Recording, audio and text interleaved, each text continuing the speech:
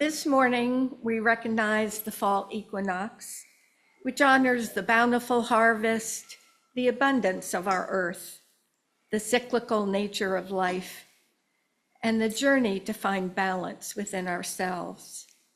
As I ring the bowl this morning and the sound resonates around you and through you, may your spirit find that inner place of equilibrium and harmony.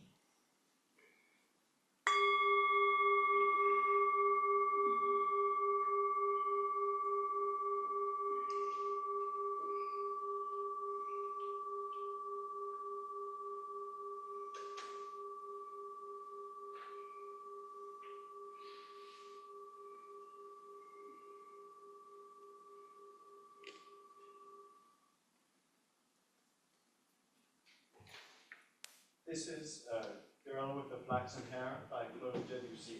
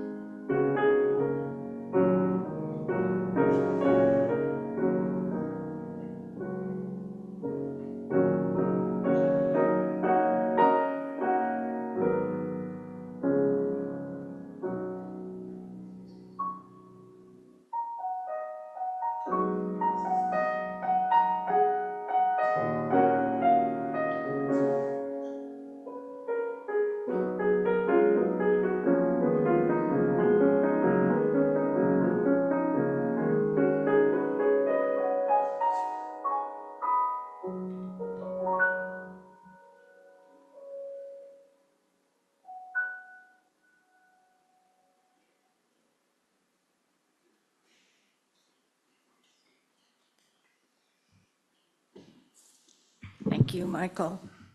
Well, good morning and welcome, members, friends, visitors, and those of you on Zoom this morning. Welcome to the Unitarian Universalists of the Chester River.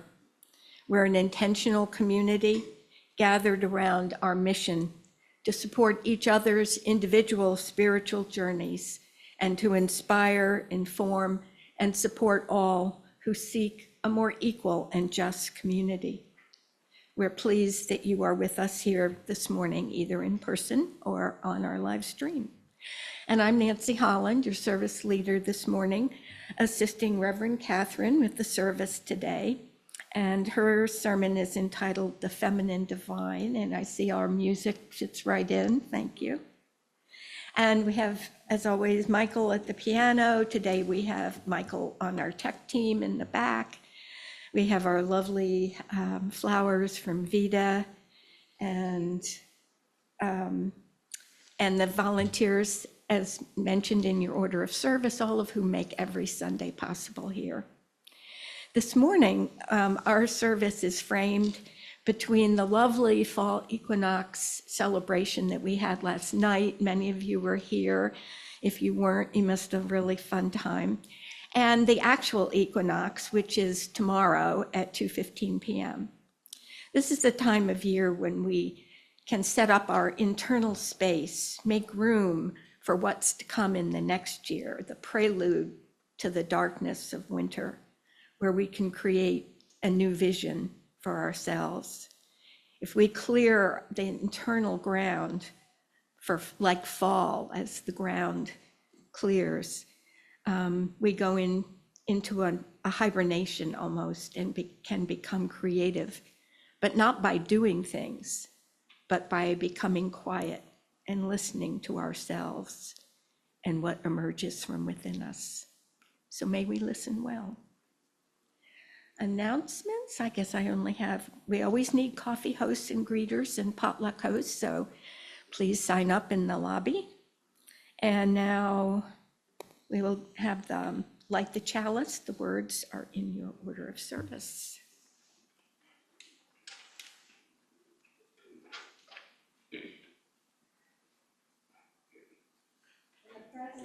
Of this fire, we hear the voice of our God, of our goddess, of our holy. You are on sacred ground. In the presence of the flame, in me, in you, in us, moving, resting, gathering, we are on sacred ground. In the presence of this fire, we are compelled to take up each, carry a flame, to seek a sacred ground. In this presence of our spark, we are committed to light the fire of passion, of life, of holy work, to journey towards truth on sacred ground. And now please rise and body your spirit, and we sing our first hymn, We Give Thanks, in the teal hymnal number 1010. Second verse.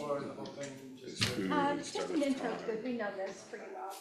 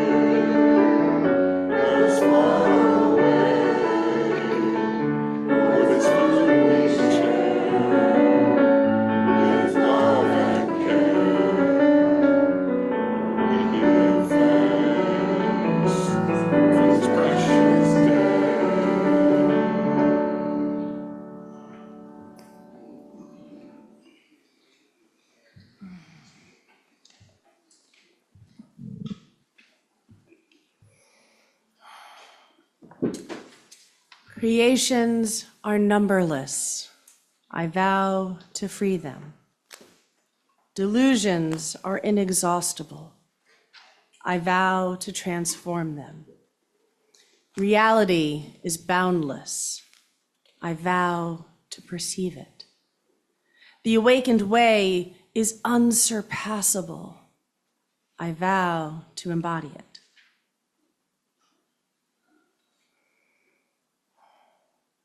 Tending any strand in the web of interbeing is tending to the whole. Last night, as Nancy had shared, we gathered in community with two events, a potluck, nourishing bodies, and an autumn equinox celebration, nourishing spirit and connecting to nature. Both of those were sacred, relational ground. Both of those events create a space where people come together in relational community. I pray we light the fire of passion, life, or holy work and discern what to release that is no longer serving us.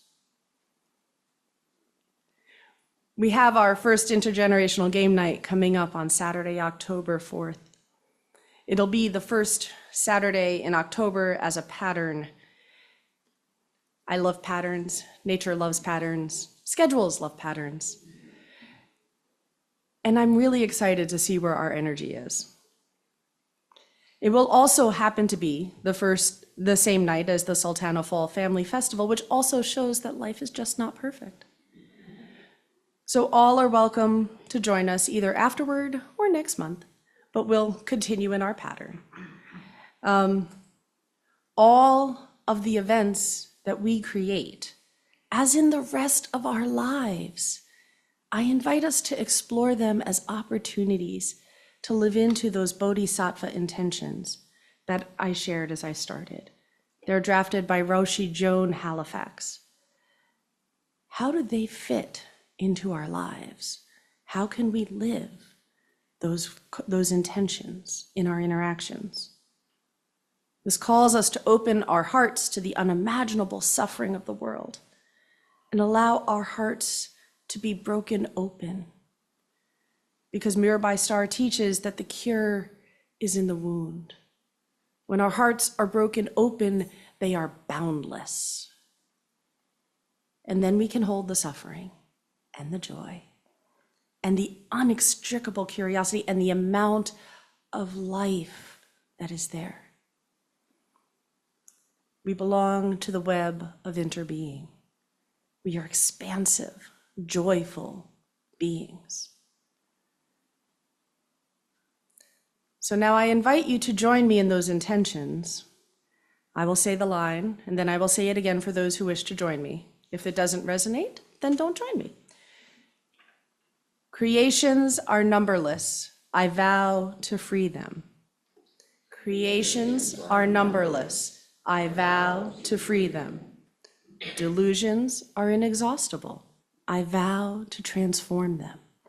Delusions are inexhaustible. I vow to transform them. Reality is boundless. I vow to perceive it. Reality is boundless. I vow to perceive it. The awakened way is unsurpassable. I vow to embody it. The awakened way is unsurpassable. I vow to embody it.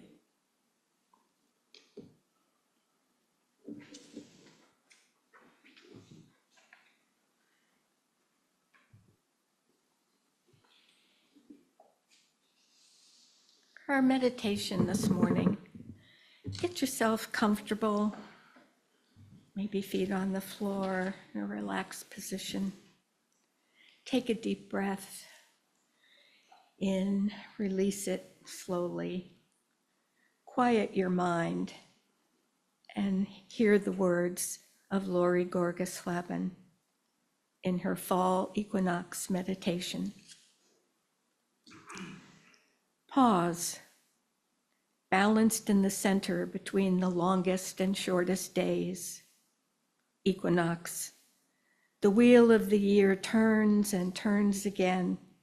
The air cools, days shorten.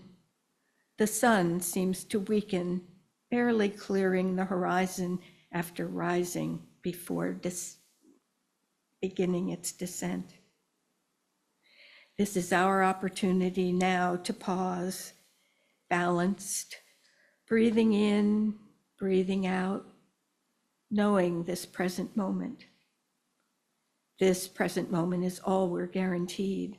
Like the sun moving toward the shortest day, each moment arises and is gone before we know it. This is the time to pause and consider as we enter the season of contemplation, of increasing darkness, of lying fallow, of dormancy. This is the season of letting go, of lightening burdens, of preparing for a long period of being still, going deep. Pause and consider binaries, dark and light, hot and cold, chaos and order. Neither extreme is inherently good or bad. It's all a matter of balance, of honoring the spectrum for which binaries mark the endpoints. Today, we mark the midpoint between summer and winter solstice, a time to seek balance and be free. Blessed be. Amen.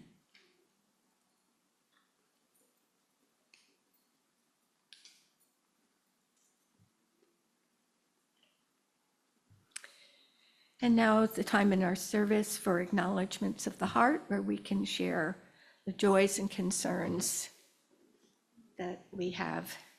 So anyone who would like to come up, I will light the first candle. I don't even know what to light it for anymore. It's just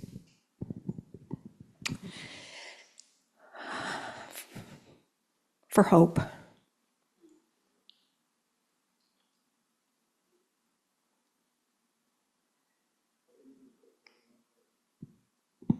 Okay.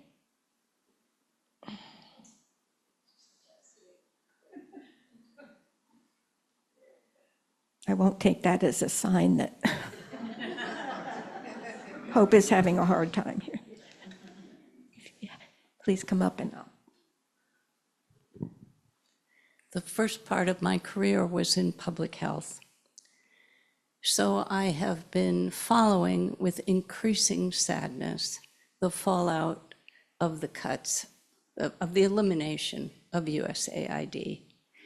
And now hard data is starting to come in that people, but children, are dying of starvation, of malaria, in places where we had active programs that for pennies a day kept people alive.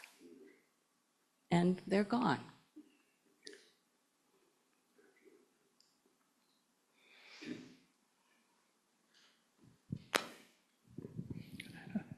I worked under AID contracts for a while, and I echo her sadness. And on the joy side, breaking news from the Washington Post this morning is that UK, Canada, Australia have recognized Palestine as a Palestinian state.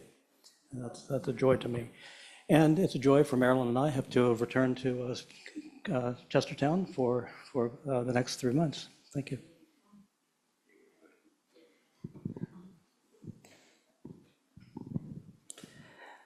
So I don't often share in joys and sorrows, but as I came in today, Terry handed me a packet, and it came from Germany. So most of us know Pastor Fuentes over in Easton, one of my colleagues, was, the right word is struggling right now, was seized by ICE and sent to Baltimore and then down to Louisiana, and then was released. And part of what I truly believe contributed to the release process was the extent of dramatic protest. I was only able to attend one. But at that one, I did speak to a German newspaper. And someone in Germany sent letters, clippings, and affirmations for the work of the Easton community and the response of the protest, and for our work in resistance. And so I wanted to share that with all of you, because that is all of our ministries that are being affirmed internationally, which connects with some of the other joys that were shared today. So it is a sorrow that we had to, but it is also the joy that's emerging. We, the people, are emerging.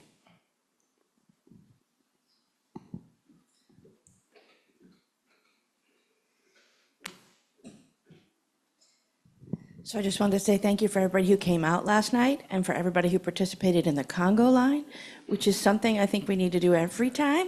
So bring the grandkids, because they actually brought that energy. So thank you. Thank you for leading it. It was wonderful. Well, I want to thank you all for the kind thoughts and words and the meals and the cards. It was all deeply appreciated. The surgery went really well. I'm feeling a lot stronger. I'm still regaining a little bit of my full breath. But other than that, and a little bit of pain where they harvested a vein, I couldn't be happier with the outcome. My ejection fraction is where it should be for someone who never had any heart issues. So here's hoping it stays that way. Aren't you going to thank the cow? Part of me, I don't have to thank myself.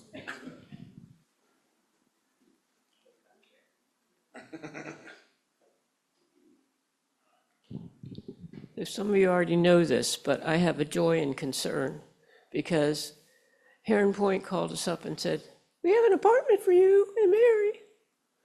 So we looked at the apartment. It's great. It's wonderful.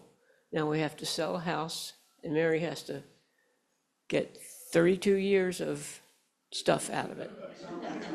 I only have to get stuff out from 2016, but I gather a lot of stuff.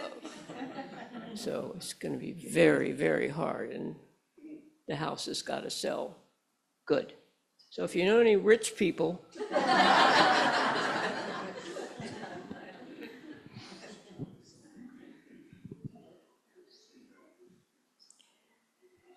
I'll light a final candle for those joys or concerns that we may still be holding in our hearts. Let us take a moment of silence.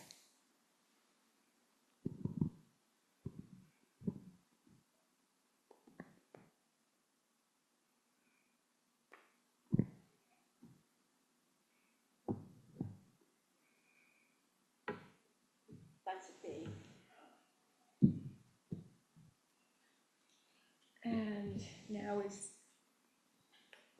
now is the time to support the mission and programs of this church.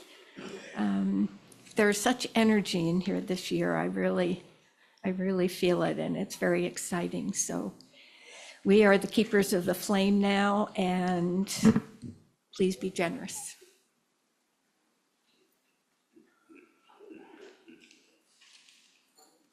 This is a song called I Am Women by Helen Reddy and Ray Bird.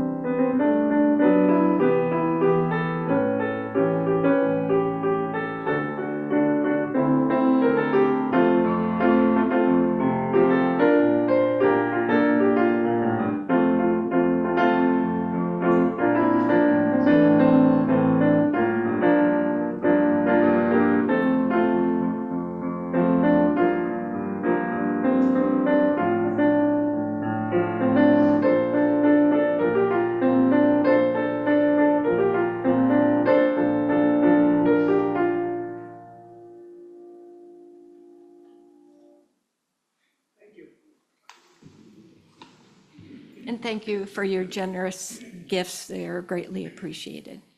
Yeah.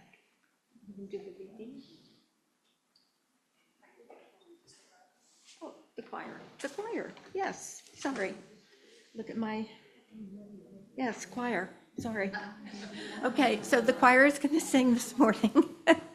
Joy in the Morning, which some of you may remember we sang 2 weeks ago. It's from our virtual hymnal. So we're going to try and all learn this music. It's a lovely song. We will sing it all the way through, and then we will come back and ask all of you to join us in the final verse.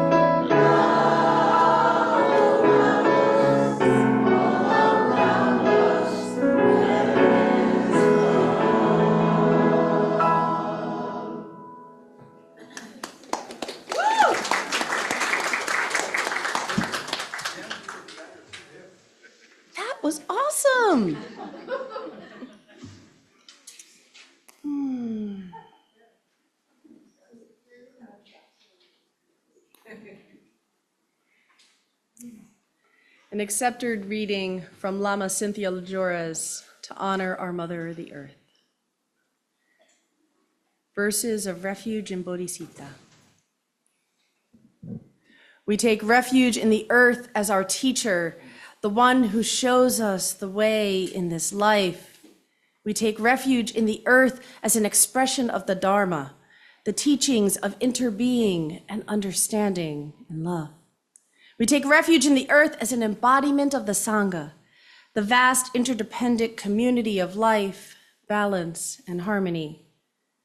Living within the web of life of earth, we dedicate ourselves to embodying awakened awareness on the path of healing service to all beings, and dedicate our lives to realizing our oneness with Gaia.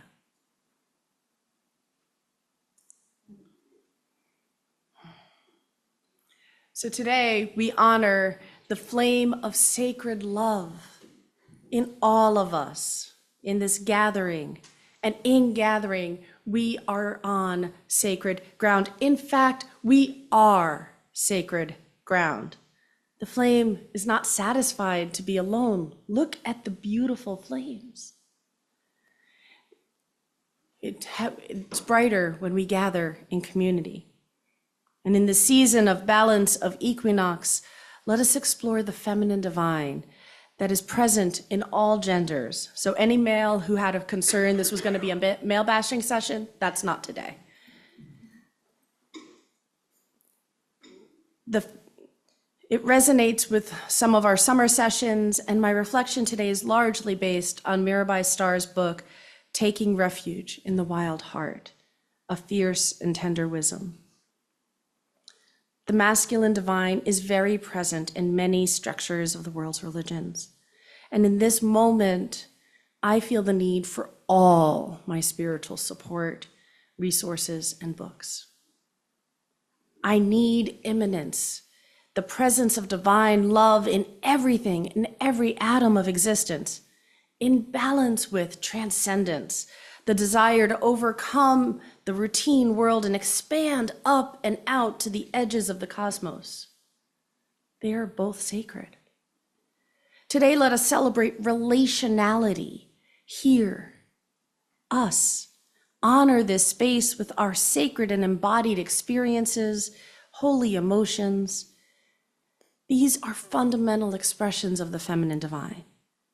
And let us hold them in balance with our powerful reason and the desire to make everything make sense, because sometimes it doesn't, and we need both.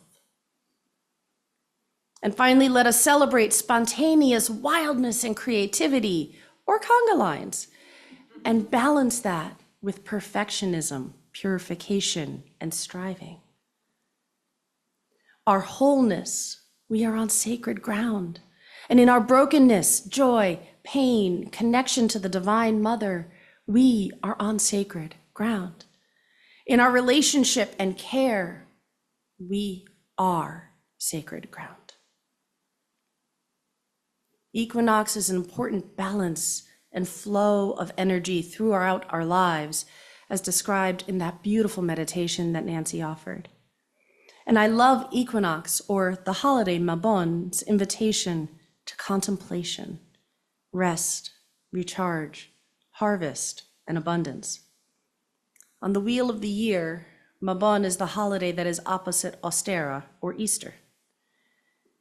And I feel a lot of alignment with the celebration of Mabon and the feminine energy in the aspects of the divine.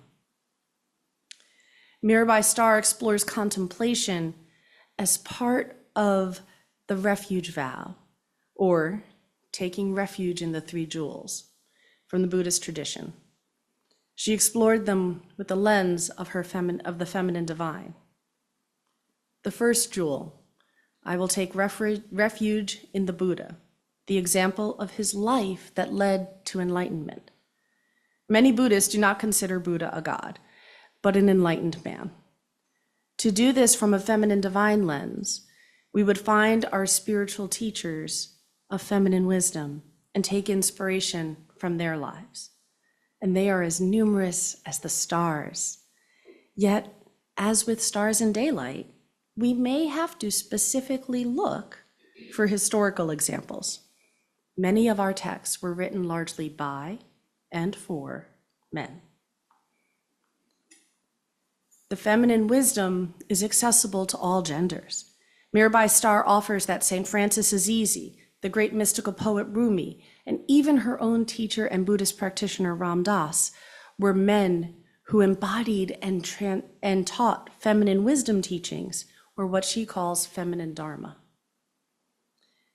Today, I particularly want to highlight the legends of two great mystics from the Christian tradition, Hildegard of Bingen and Julian of Norwich. The study of these sages and their works could each be a sermon, a class, and more. I'm sure they have.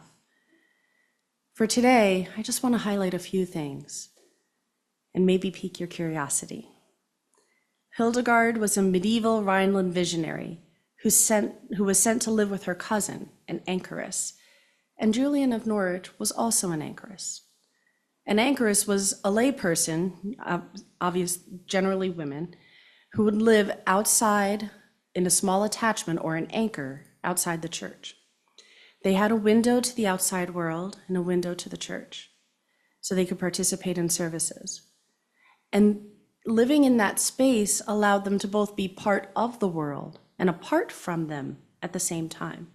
Part of the world for food, for social nourishment, and apart from it to contemplate, pray, and in this case, for two medieval women, write.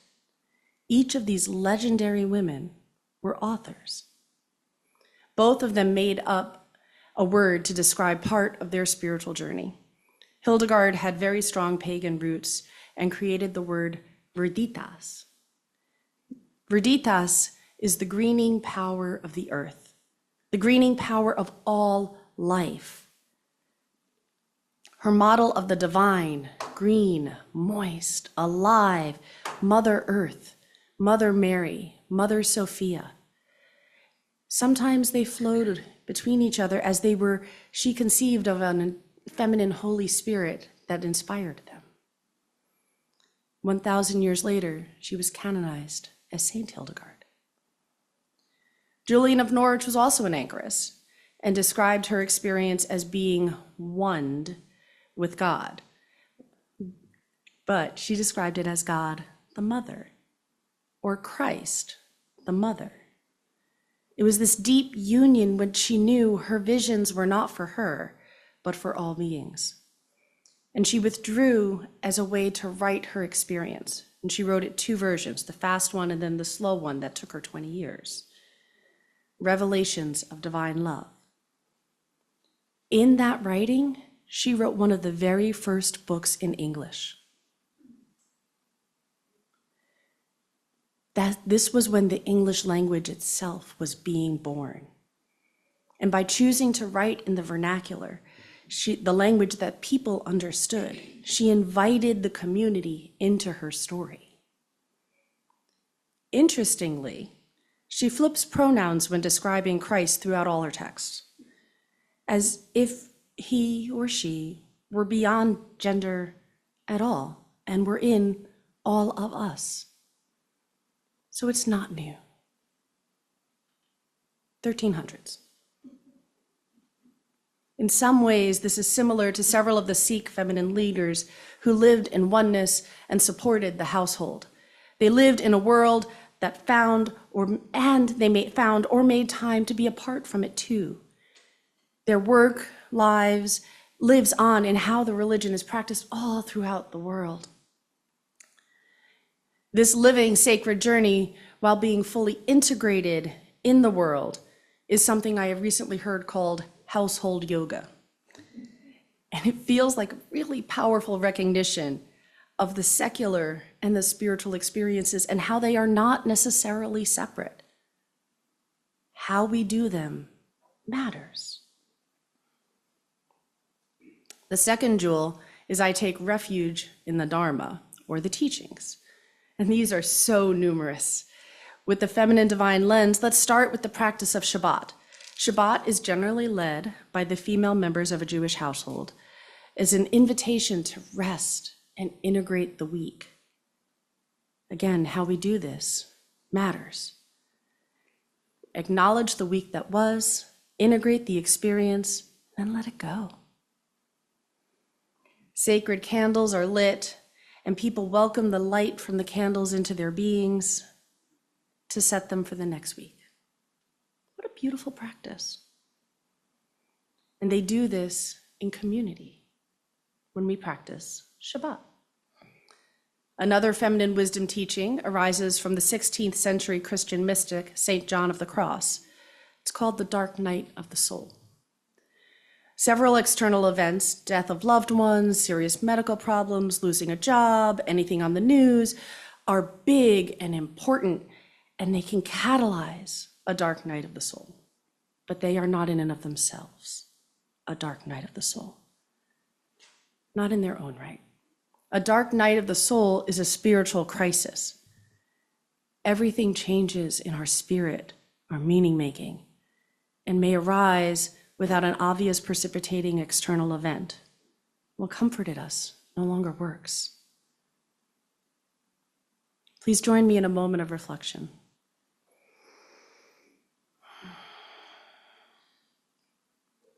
What is your favorite spiritual practice?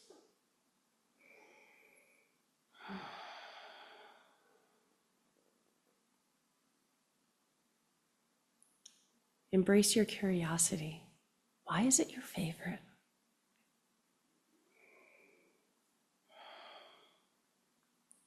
How does it make you feel?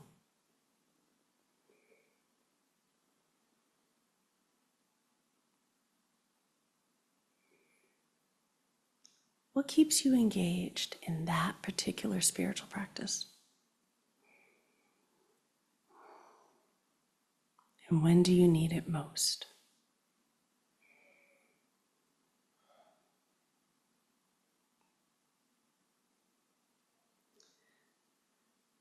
Thank you. A dark night of the soul is when that stops working. Everything that used to ground or feed or motivate us on our spiritual path doesn't give us those feelings anymore. It can happen suddenly or bit by bit. It feels bewildering and uncomfortable, maybe even a little scary. This is a shedding of our attachments to how the spiritual life should feel, a letting go of our mental constructs of our favorite ways or path to make meaning of the boundless reality. It's a pathway to direct experience of a deeper divine.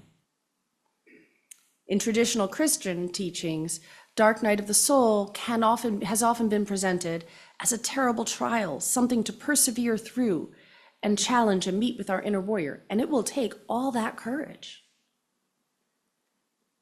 What if instead we frame that dark night of the soul as a refuge, as a place to yield into the warm womb of God, a place to embrace and rest, a womb of love and transformation, because part of us in that moment, we're finding something new. We're being born.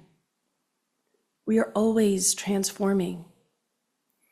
Receiving this experience as an invitation to be held and nurtured. The path of refuge invites just being and abiding in the oneness of life. We can stop trying to fix ourselves and take refuge in the mystery of the earth and life and recharge and re-engage in that love and holding and compassion that we are called to give this life. And I like this example because this traditionally feminine wisdom has been interpreted through a masculine theology and a feminine theology, and neither is wrong or bad. They're just different, and they give us different ways to see the world and to seek refuge in the Dharma or in the wisdom. Having reflected on wisdom teachers and some feminine wisdom, now I turn to the third jewel. I seek refuge in the Sangha. The world is full of special beings, And feminine wisdom invites us to find out what everyone is good at and invite them to teach it to each other. That's how we are truly limitless. Deep sharing, deep listening, whether it's a writing group, a singing in community, thank you choir, or our other group artistic expressions, can create belonging and deep connections. The truth is, none of us have it figured out. And all of us are special beings. The truth is, our wounds, our edges, our vulnerabilities are where we can grow into the best healer. The wounded healer is a sacred gift. And please notice, I did not say, go study for 5 or 10 years and come back when you know it all. Or go off to the desert for 40 years, or even that you have to have it all figured out at all. That's not part, that doesn't serve us. It doesn't serve us to think that we are not enough. It doesn't serve us to think that we are too much. And it doesn't serve us to think we are not enough and too much at the same time. Has anyone else ever been there? Right? We are exactly what's needed and not alone. We are not a savior. We're a Sangha. We're a community. Some of us experienced that in our offerings last night, that deep community. And I pray we experience it today together in some small or big way, some relational way, some creative way, that we experience that beautiful connection of Sangha every day. My prayer is for us to seek refuge in the wisdom of those who came before, the wisdom teachings available to us in the vibrant community of love and belonging before us. And with that, I'm going to invite us to rise in body or spirit and join us in hymn 327, Joy Thou Goddess. I'm going to ask Michael to play that one first because that one is not as well known to us. However, I think you'll find the music is very familiar, and we're going to have to really keep our eyes on the words to keep the right words with the music.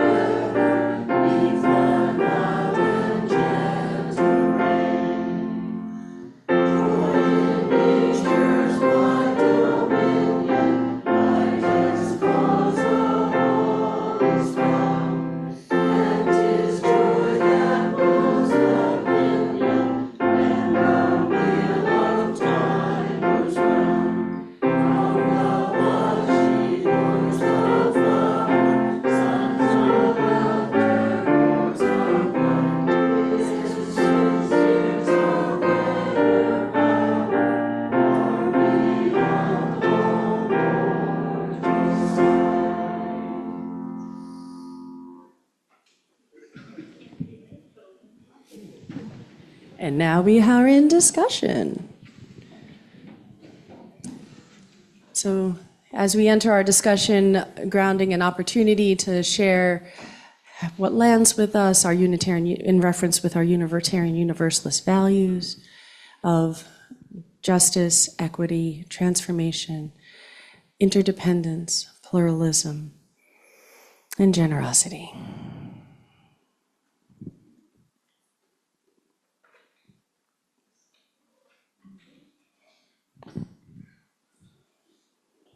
could you shed a little bit more light on, I'm sorry, Anchorage? You said Anchoresses? Anchoresses. I think I heard you say that both women were sent to be anchoresses.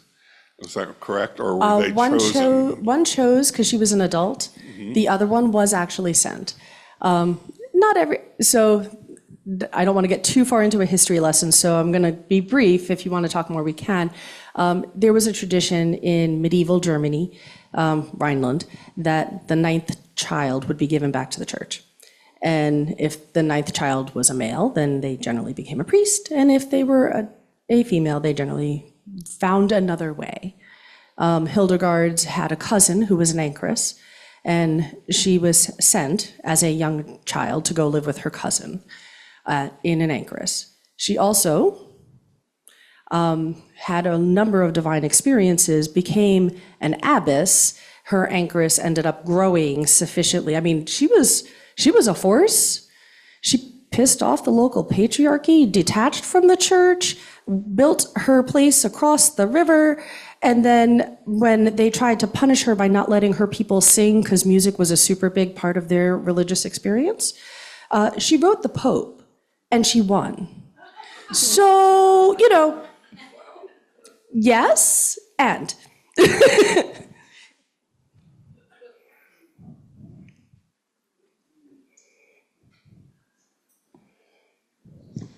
I liked hearing the word relational so much in what you were saying. And I think that's one of the strengths of this church is relationships and connections with each other.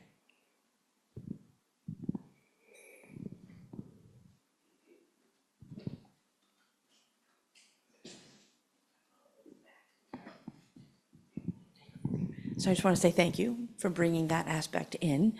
My spiritual path has, gone from Catholic to Orthodox Church to try to find my home until finally finding it more in earth-based spirituality and the divine feminine. And it feels like it's the whole that we're all missing. Like to bring us into balance and to bring the whole world into balance is to find that balance of yin and yang. And also as someone who is in this spiritual path, you brought up things I didn't know, which I love. A guarantee from a good UU service, homework. But you like that one, you choose it. I love this concept of the dark night of the soul, and it gives me like a framework to understand where I've been for the past few years. And when you said, think of a spiritual practice that you love, one of my spiritual practices has been, since I was about 14, to run. And so I'm a big runner. And the older I got, the farther I ran. And it was a great time for quieting my mind, which is extremely busy, and thinking and reflecting. I love that. And it's a strange, instantaneous thing. When I turned around 51, and I'm 61 now, running got really much harder. And so I'm fighting that all the time to keep running, but it is a transition. So I guess it is part of my own dark night of the soul. We'll have to figure out how to sort that out and find that new space. But it is happening, and now I have a framework to put it into, so I appreciate that a lot. Thank you. And it's so helpful to know we're not alone, right? That this happens to most of us, many of us at various points in time.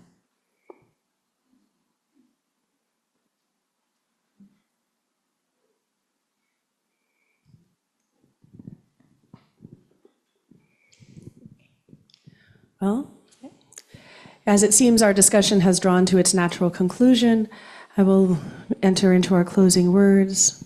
May we go forth with our calm and open hearts. Make peace and grow in wholeness. Live with integrity, with the spirit of life in all living things, being fully present to each moment of this one wild, wonderful, beautiful life.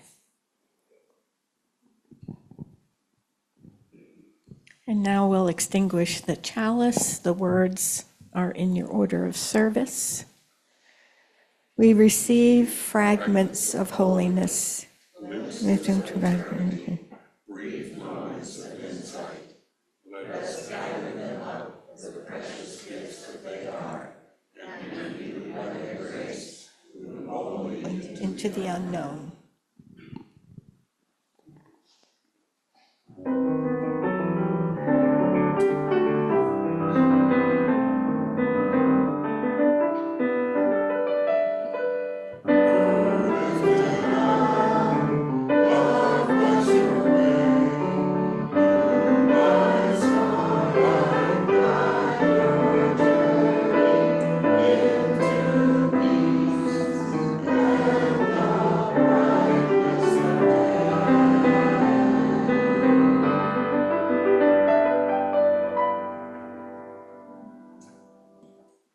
Have a wonderful week and join us in the lobby for coffee and conversation.